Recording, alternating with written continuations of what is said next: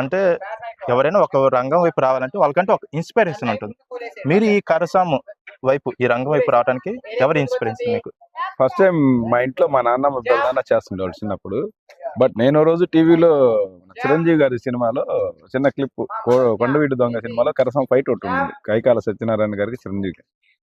అది చూసి నేను ఇన్స్పైర్ అయ్యి మా ఇంట్లో ఉంది కాబట్టి నేను అడిగాను, ఇక అన్నా నేను అలా చేస్తాను, నాకు కొంచెం నేర్పించింది. సో మా నాన్నగారు కొంచెం బేసిక్స్ అవన్నీ నేర్పించారు. ఆ తర్వాత ప్రాపర్గా నేను జాబ్ చేసుకుంటూ మార్కెటింగ్ చేసేవాడిని. వేరే చోటకి ఇంకా అప్డేట్ అయిన మాస్టర్ల దగ్గరికి వెళ్ళిపోయి నేర్చుకొని మళ్ళీ తమిళనాడు వెళ్ళి వర్క్షాప్ చేసి అప్పుడు జాబ్ రిజైన్ చేసి టోటల్గా దీని మీద ఉన్నాను ఆ ప్యాషన్తో. బట్ దీనికైతే నాకు వితౌట్ మై ఫ్యామిలీ ఫాదర్ విధంగా చిరంజీవి గారి ఇన్స్పిరేషన్గా ఆయన ఫైట్ చూసి నేను స్టార్ట్ చేశాను. అసలు అంటే మీరు ఇప్పుడు అన్నారు మీ ఫాదర్ మీ బంధువులు అసలు ఎప్పటి కాలం నుంచి అంటే ఎన్ని తరాల నుంచి మీ ఫ్యామిలీలో ఈ కరసాము నేర్చుకుంటున్నారు? మా తాతగారు చేసేవాళ్ళు అండి, మా చిన్న తాతగారు ఉండేవాళ్ళు కోటయ్య గారు అని, ఆయన బాగా చేసేవాళ్ళు అంట. ఆయన ఎప్పుడు కాలం చేశారు.